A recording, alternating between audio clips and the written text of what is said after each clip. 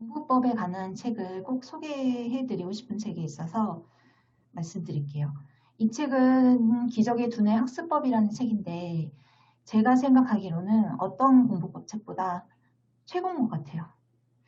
2007년도쯤에 제가 초등교육과를 다닐 때 대학 도서관에서 이제 여기저기 다니면서 그냥 이 책도 저 책도 뒤져보다가 이 책을 발견을 하게 됐는데 읽다 보니 너무 괜찮아서 직접 구입을 해서 정독을 했는데 이거다 싶은 부분들이 너무 많아서 이때부터 좀 공부에 대한 생각이 바뀌고 뭔가 머리가 열린 느낌으로 그동안은 좀 고통스럽게 했다면 이제 재밌게 공부를 하는 그런 모습으로 바뀌었습니다.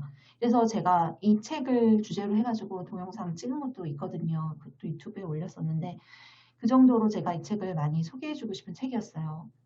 이 책을 쓰신 분이 공부법을 강의하시는 분이셨고 이 책은 강남구청 인터넷 수능 방송 공식 교재로도 사용을 했었대요. 당시에 강남구청에서 그런 방송이 있었다고 하네요.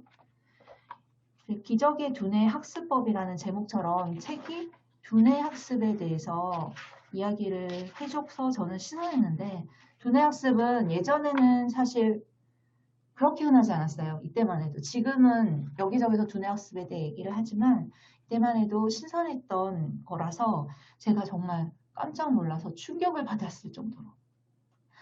그런데 진짜로 학습뿐만 아니라 모든 일에 그 동기부여를 할 때는 그 두뇌를 잘 활용을 해야 된다. 특성을 알고 두뇌를 좀 잘 살살 달래가면서 하는 거 있잖아요. 애들을 막 무조건 억지로 공부시키는 게 아니라 그 아이들의 그 심리를 잘 알아서 이해해주고 그 심리를 잘 파악해서 조금씩 조금씩 공부할 수 있게 만들어주고 이런 거랑 되게 비슷해요.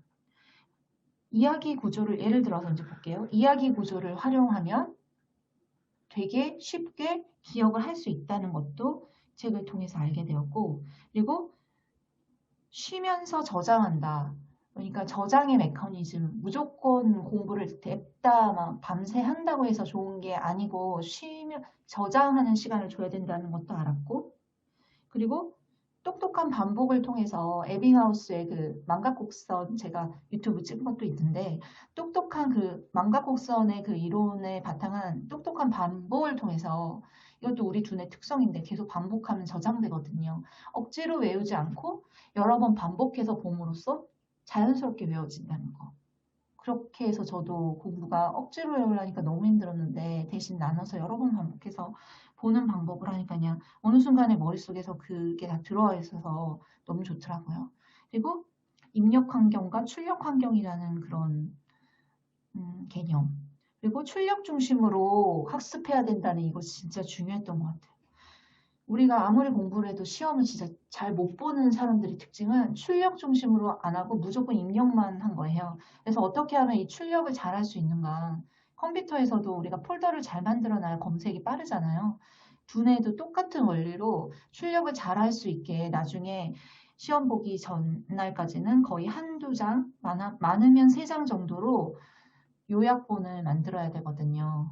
그래서 이게 이제 이전에는 이게 30장, 뭐 10장을 3장, 3장은 원래 10장이었는데 이건 원래 30장이었고 이거 원래 100장이었고 이런 식으로 계속 이렇게 줄여나가는 원리로 해서 이 안에 링크가 되어 있어서 이 100장이 다 머릿속에 빨리 검색이 되거든요. 이렇게 링크를 안 해놓고 100장만 머릿속에 입력을 해놓으면 검색이 안 돼서 아무리 공부를 많이 해도 중구난방 정보가 흩어져 있기 때문에 이걸 알고 진짜 유레카를 외쳤다는 거 아니겠습니까?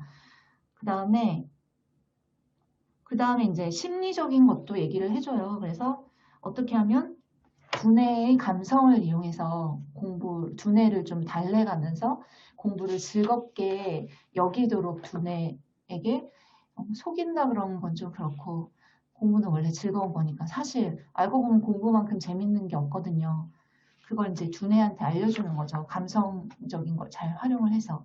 그리고 무조건 빨리 막 공부를 한꺼번에 하루에 엄청나게 많은 걸 공부하려고 하는 그런 태도가 왜 두뇌와 맞지 않는지, 그리고 천천히 가는 게 왜 지혜인지, 이런 거는 천천히 가는 지혜 같은 건 동양의 지혜인데 두뇌 학습, 두뇌의 원리를 캐다 보면 이 지혜가 동양의 지혜가 여기 이렇게 나오더라고요.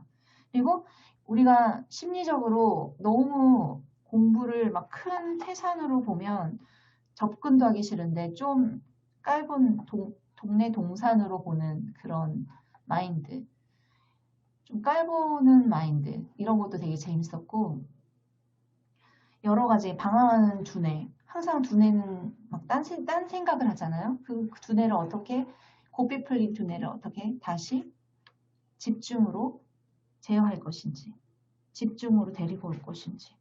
그리고 되게 재미있었어요. 그래가지고 이게 공부도 또 개성이 있어서 나만의 학습법이 있어야 된다. 뭐 남을 따라하지 말아라.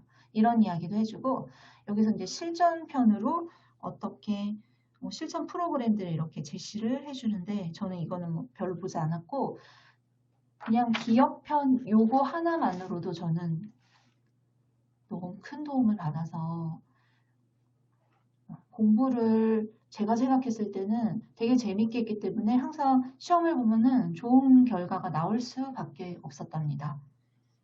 네, 그래서 인용 공부도 진짜 재밌게 했던 것 같아요.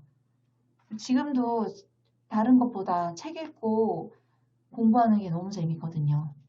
그래서 이제 책 읽고 공부하고 이렇게 나누고 이런 것까지 이런 게 너무 재밌거든요. 이것만큼 재밌는 게 없는 것 같아요. 그래서 여러분들한테 공부가 즐거워지는 기적의 두뇌 공부법 이렇게 안에 그림도 있고 여러 가지 제가 책을 좀 거꾸로 보는 습성이 있어서 거꾸로 옮겼는데 대략 보여드리면은 이런 식으로 구성이 되어 있어서 네 재밌습니다. 강력 추천합니다.